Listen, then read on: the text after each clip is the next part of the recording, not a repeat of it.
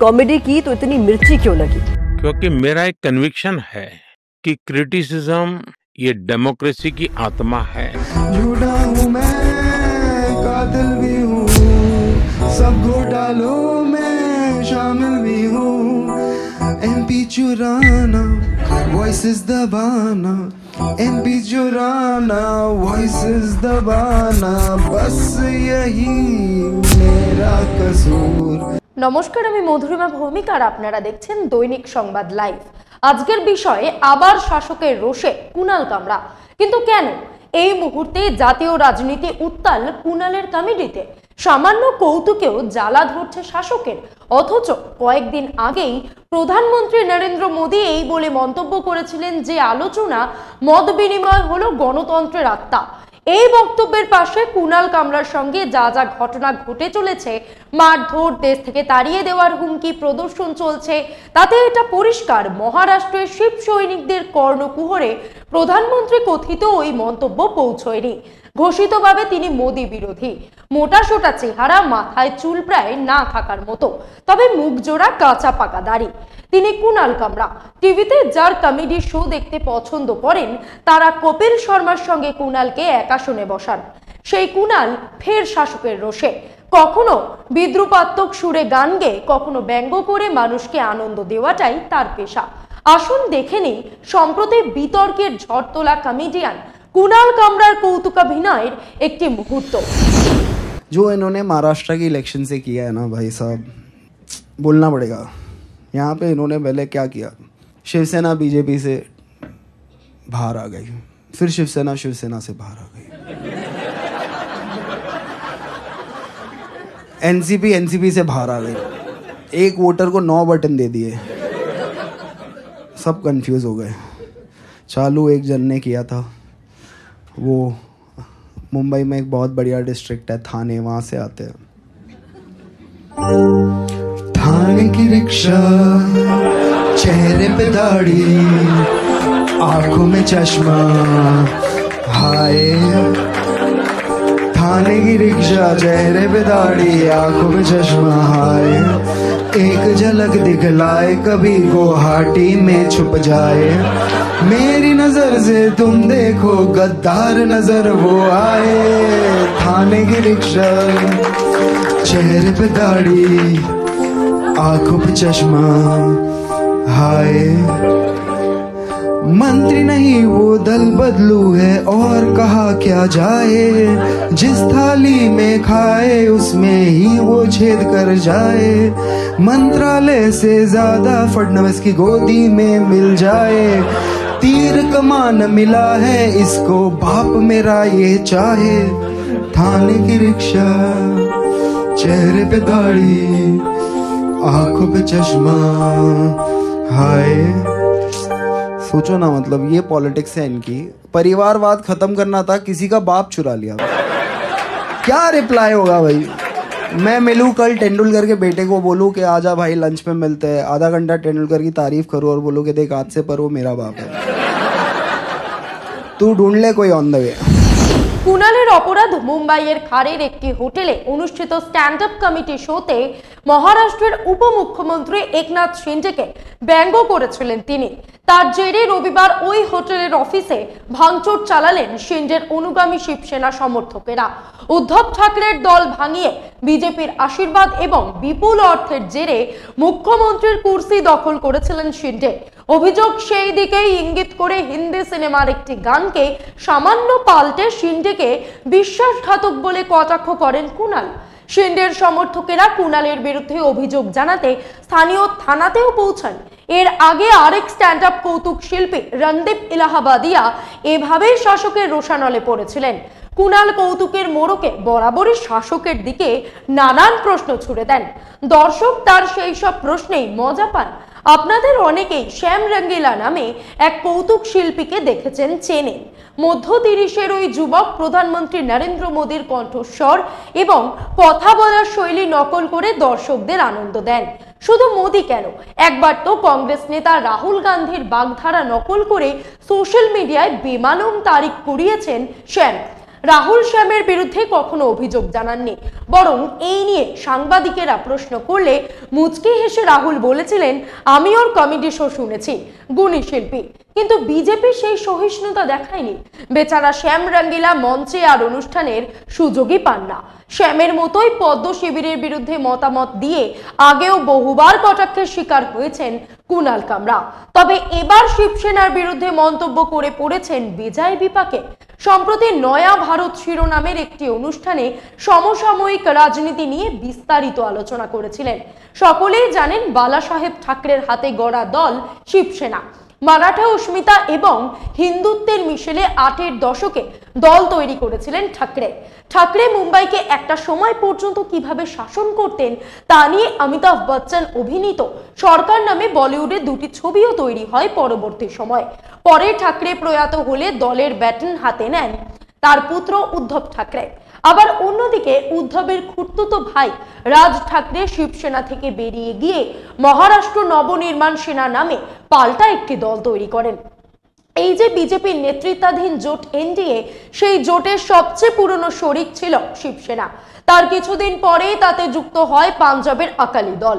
BJP এককভাবে এর আগে কোনোদিন মহারাষ্ট্রে বৃহত্তম দল হিসেবে উঠে আসেনি। শরিক শিবসেনার কাঁধে ভর করে মহারাষ্ট্রে ধীরে ধীরে পায়ের তলায় জমি তৈরি করে গেরুয়া শিবির। 2020 সালের মহারাষ্ট্র বিধানসভা ভোটের ফলাফল ত্রিশঙ্কু হলে একক বৃহত্তম দল উদ্ধব ঠাকরে শিবসেনার সঙ্গে জোট গড়ে শরদ পাহাড়ের শিবসেনা এবং কংগ্রেস।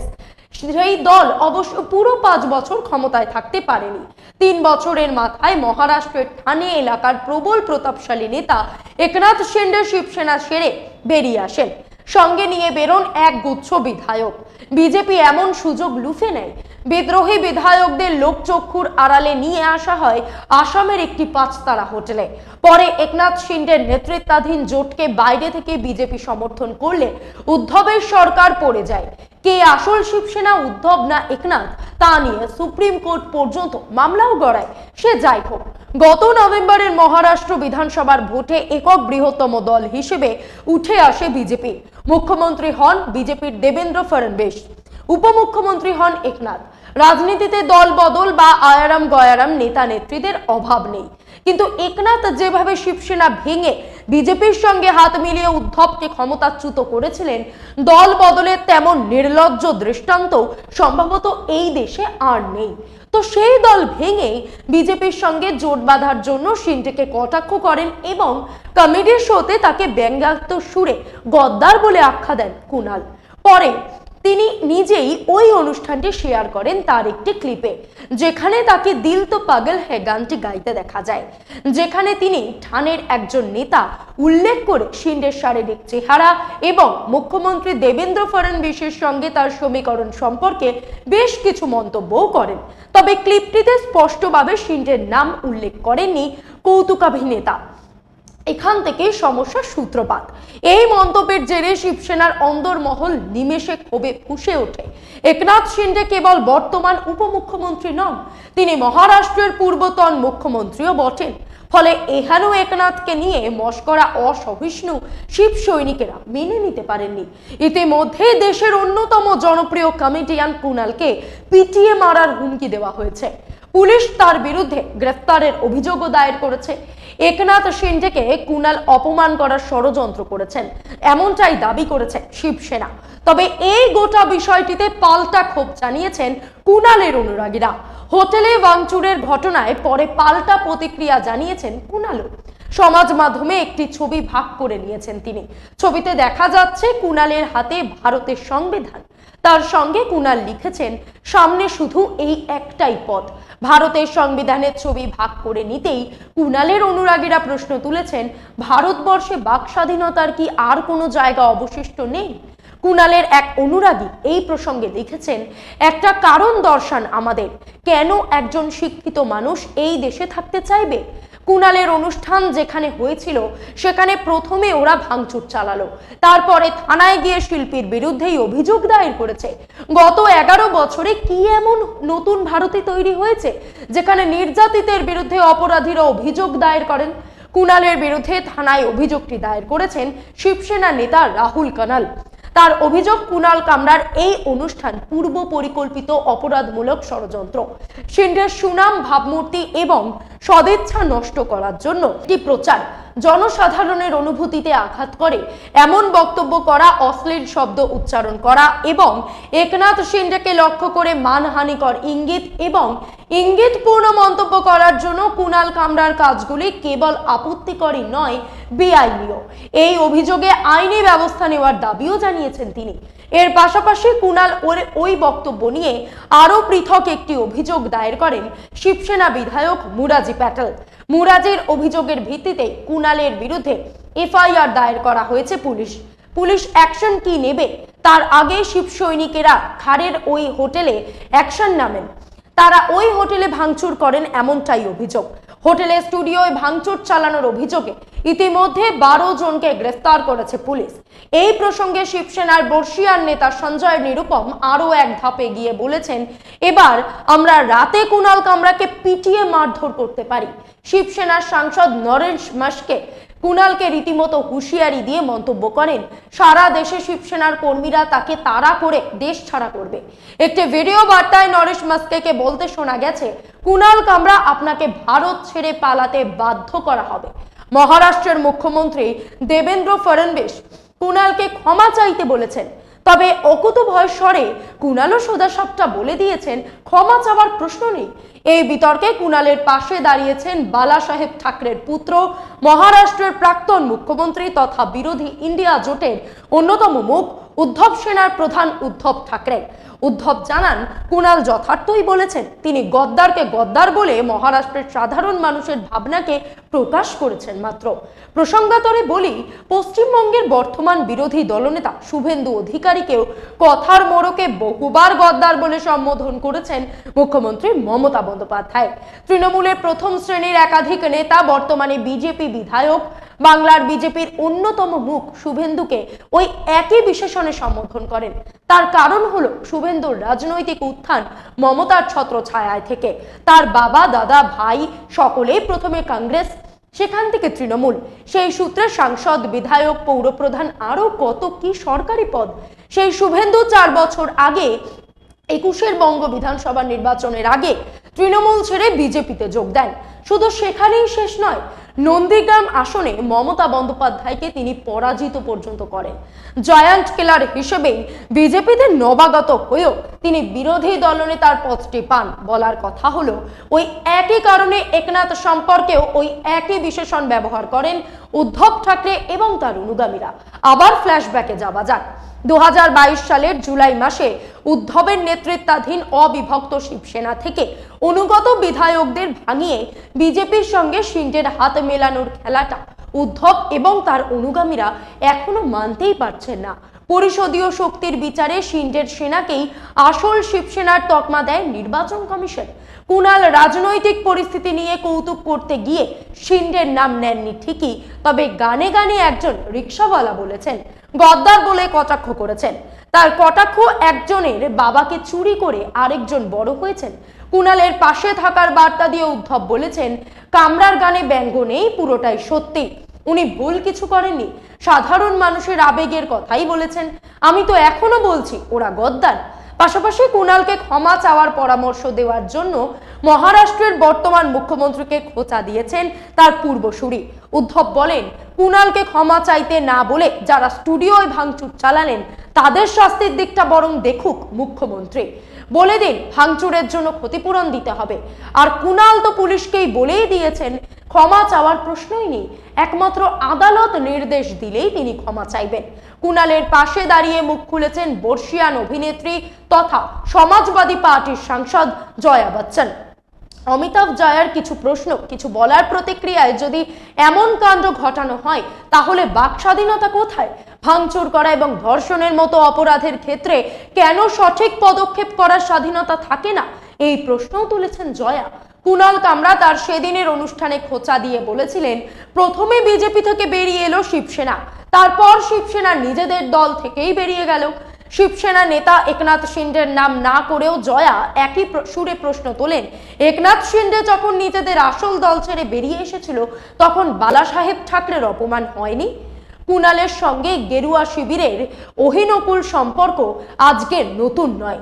2022 সালের সেপ্টেম্বর মাসে হরিয়ানার গুরুগ্রামে বজরং দল এবং বিশ্ব হিন্দু পরিষদের হুমকিতে বাতিল হয়ে গিয়েছিল কুণাল কামরার অনুষ্ঠান। সেই অনুষ্ঠানের টিকিট বিক্রিও শুরু হয়ে গিয়েছিল। কুণালের বিরুদ্ধে বজরং দলের অভিযোগ, তিনি হিন্দু দেবদেবীকে অপমান করেন। এই অভিযোগেই শুক্রবার ডেপুটি কমিশনারকে চিঠি লিখে 17 এবং 18 সেপ্টেম্বর গুরুগ্রামের সেক্টর 29-এ চলা কুণালের অনুষ্ঠান বাতিলের দাবি জানান বজরং দল এবং বিশ্ব হিন্দু পরিষদ। এর আগে 2022 সালের মে মাসের ঘটনা, বার্লিনে প্রধানমন্ত্রী নরেন্দ্র মোদীকে দেশাত্মবোধক গান শোনানো এক খুদের ভিডিও নেট মাধ্যমে ভাইরাল হয়েছিল। সেই ভিডিওর বিকৃত রূপ টুইটারে পোস্ট করে জাতীয় শিশু অধিকার সুরক্ষা কমিশনের রোষে পড়েছিলেন এই কৌতুক শিল্পী। যাদের সেই ঘটনার কথা মনে নেই তাদের জন্য বলি, বার্লিনের ভিডিওতে ওই খুদিকে প্রধানমন্ত্রীর পাশে দাঁড়িয়ে হ্যাঁ জন্মভূমি ভারত গানটি গাইতে দেখা গিয়েছিল। কুণাল টুইটারে যে ভিডিওটি পোস্ট করেন তাতে ওই গানের বদলে বসানো হয়েছিল পিপলি লাইভ ছবির মেহেঙ্গাই ডায়েন খায় যদ হ্যাঁ। লাগাতার মূল্য বৃদ্ধিতে আম জনতার দুর্দশা নিয়ে রচিত সেই গান। সেই ঘটনার জল অনেক দূর পর্যন্ত গড়িয়েছিল। তার আগে 2020 ডিসেম্বরে কুণালের বিরুদ্ধে আদালত অবমাননার নোটিশ দেয় সুপ্রিম কোর্ট। সুপ্রিম কোর্টে এক আবেদনকারী দাবি করেন কুণালের টুইটগুলি আদালতের পক্ষে মানহানিকর। সুপ্রিম কোর্ট কুণালকে নোটিশ পাঠায়। কুণাল হলফনামা দিয়ে আদালতে জানান তার টুইট বা চুটকি বিশ্বের সব থেকে শক্তিশালী আদালতের ভিত নাড়িয়ে দেবে, এমনটা ভাবা তার কর্মক্ষমতার অতিরঞ্জন। ওই হলফনামায় কুণাল আরো বলেছিলেন, ক্ষমতাশালী কোনো প্রতিষ্ঠান সব রকম সমালোচনার ঊর্ধ্বে। গণতন্ত্রে এটা ভাবা অন্যায্য। যেমন যখন গোটা দেশে অপরিকল্পিত লকডাউন চলছে সেই সময় পরিযায়ী শ্রমিকদের বলা হয় বাড়ি ফেরার জন্য নিজেদের রাস্তা নিজেরাই খুঁজে নিন, এটা অযৌক্তিক এবং অগণতান্ত্রিক। শীর্ষ আদালতের কাছে জমা দেওয়া হলফনামায় কুণাল দাবি করেন দেশে অসহিষ্ণুতার সংস্কৃতি বাড়ছে। এমনকি তিনি আরেক কৌতুক শিল্পী মুনাওয়ার ফারুকীর গ্রেপ্তারের প্রসঙ্গও টেনে আনেন তার ওই হলফনামায়।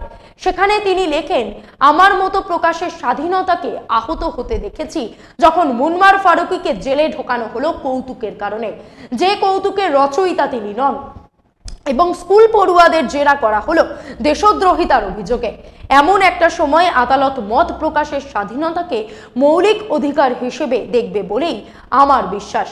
তো এই হলো কুণাল কামরা, অকুত ভয়, নির্ভীক। শিব সৈনিকদের তুমুল হুমকির মুখে দাঁড়িয়ে তিনি শুধু দেশের সংবিধান হাতে নিয়ে একটি ছবি টুইট করে যা বোঝানোর বুঝিয়ে দিয়েছেন।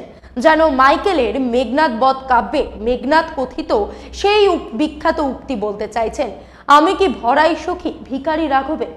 নিজের ইউটিউব চ্যানেল এবং এক্স হ্যান্ডেল থেকেও এই বিতর্কিত বিদ্রুপাত্মক গান মোছেননি তিনি।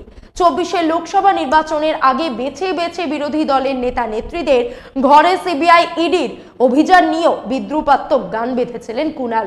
50-এর দশকে বলিউডে কৌতুক সম্রাট জনি ওয়াকারের লিফে মোহাম্মদ রফির সেই বিখ্যাত গান সরজো তেরা চরকায়ে और दिल डूबा जाए आजा प्यार पास हमारे काहे घबराए।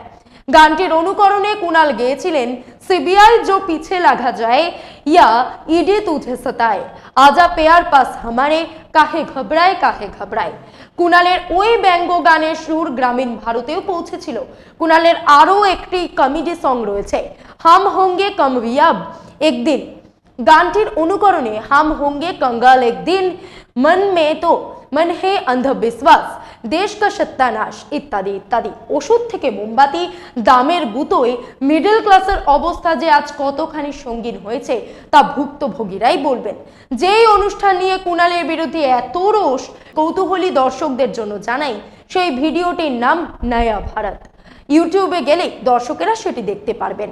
সেখানে 33 কোটি দেবদেবীর মধ্যে কারোর নাম কুণাল নেননি, তবু গেরুয়া শিবির তার বিরুদ্ধে খড়গহস্ত হয়ে উঠেছেন। আমাদের নজর থাকবে কুণাল কামরা কাণ্ডের পরবর্তী অধ্যায়ের দিকে। আজ এই পর্যন্তই। লাইক, কমেন্ট আর শেয়ার করুন। দেখতে থাকুন দৈনিক সংবাদ, শুধু নামই যথেষ্ট।